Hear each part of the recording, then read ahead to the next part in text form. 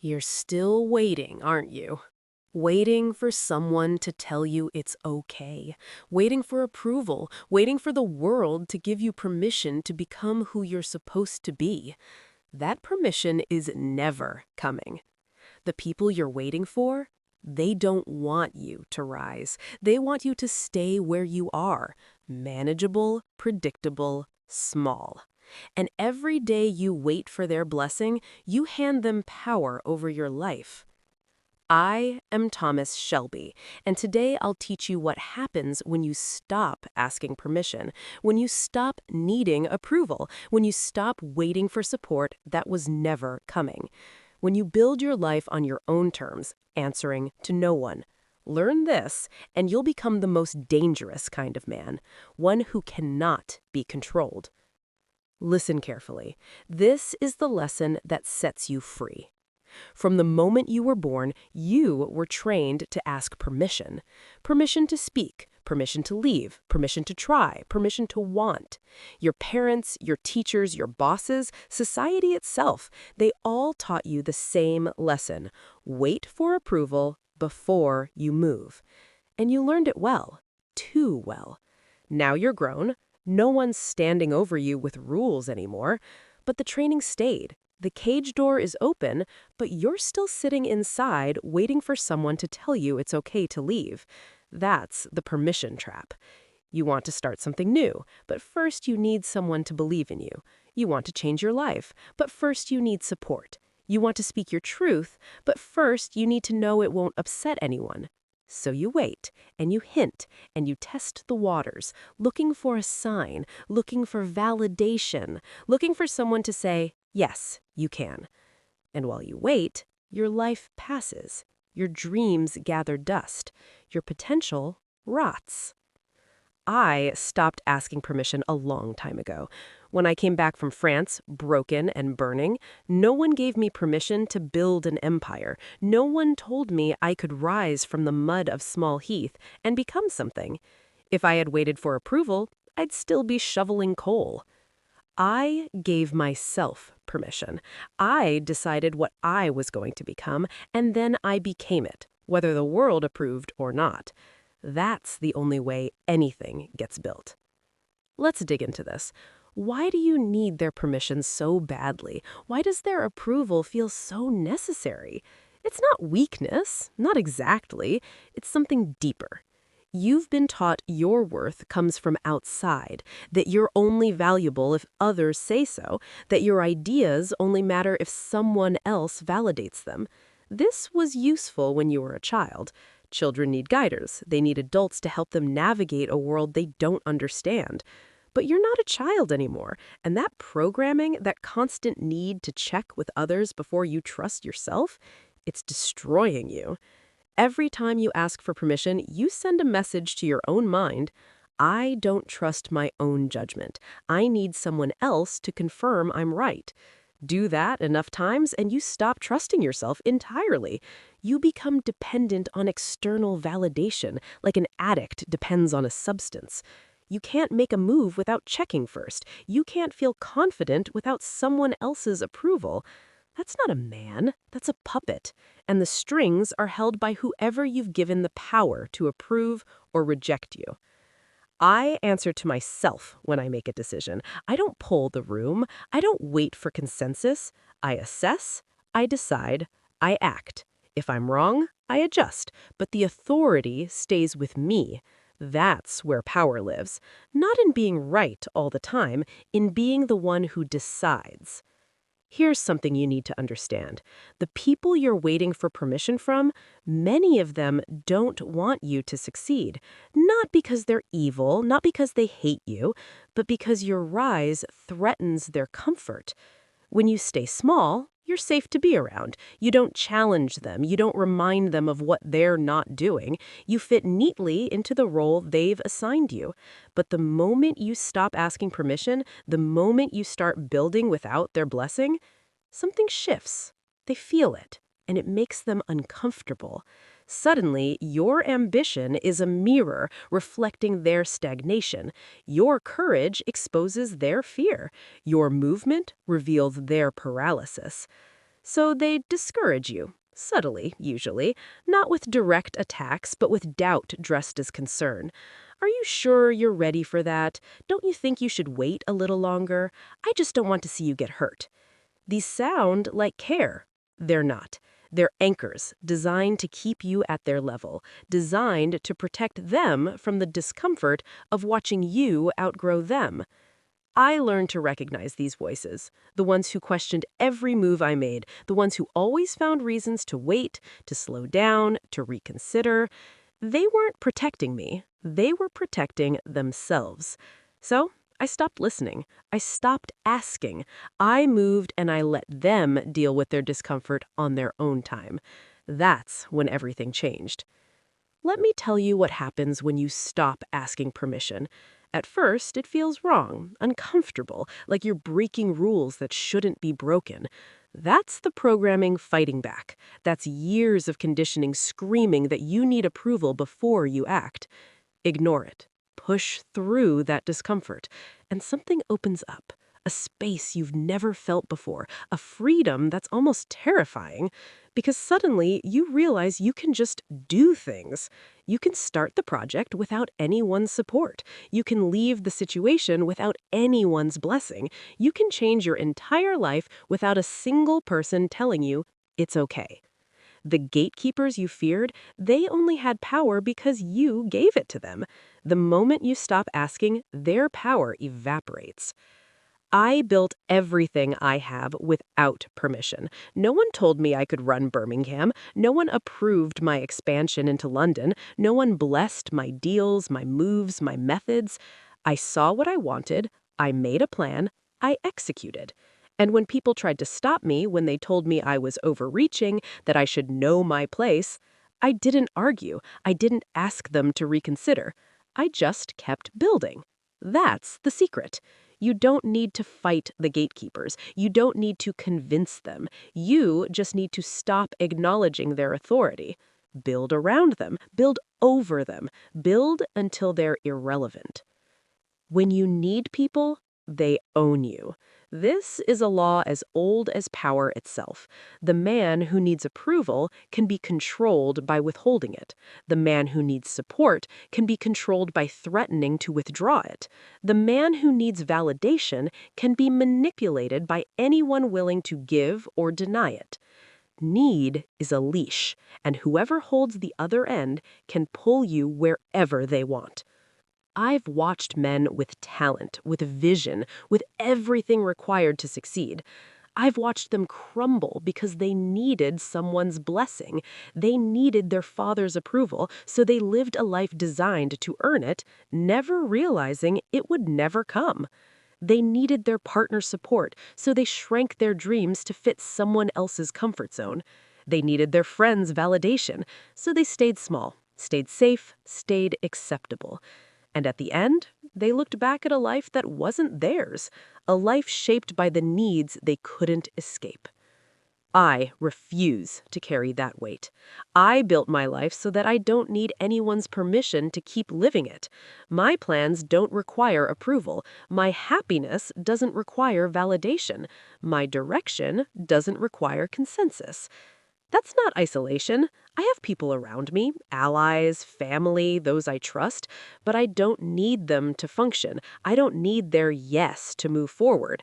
And because I don't need them, I can actually choose them freely, without desperation, without the hidden contract of dependency. That's the difference between a partnership and a prison. In partnerships, you choose to be together. In prisons, you need to be together. Make sure you know which one you're in. The man who can walk away from anything holds all the power. Think about that. In any negotiation, any relationship, any situation, the one who needs it least controls it most. If you need the deal, they set the terms. If you need the relationship, they set the rules. If you need the job, they decide your worth. But if you can walk away, if you've built a life where nothing is so essential that losing it would break you, then you negotiate from strength. Then you stay only because you choose to, not because you have to. Then no one can threaten you with loss, because you've already made peace with losing. This is self-sufficiency as power, not isolation, not coldness, strategic independence. I can walk away from any deal.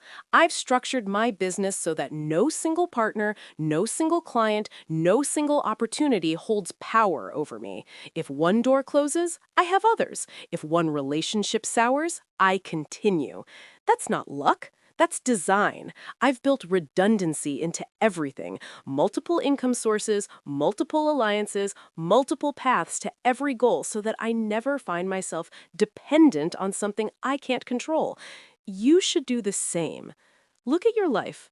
Where are you dependent? Where would losing one thing, one person, one job, one source of income devastate you?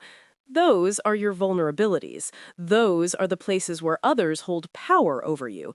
Start building alternatives. Start creating options. Start developing the ability to walk away from anything. That's when you stop being controllable. That's when you become truly free. They'll tell you that independence is lonely, that you need people, that humans aren't meant to walk alone, that connection is what makes life worth living. And they're not entirely wrong, but they misunderstand what independence means. Independence doesn't mean isolation. It doesn't mean cutting everyone off and living like a hermit. It means not needing anyone so badly that you lose yourself trying to keep them. I have people in my life, people I love, people I trust, people I would die for, but I don't need them to feel whole. I don't need their approval to know my worth. I don't need their presence to survive. That's not coldness. That's health. When you need someone desperately, you can't love them properly. You cling, you control, you suffocate, because you're not loving them, you're using them to fill a hole in yourself. But when you're complete on your own, you can love freely. You can give without keeping score. You can be with someone because you want to be, not because you'd fall apart without them. That's the paradox. The less you need people, the better you can love them. The more independent you are, the more genuine your connections become.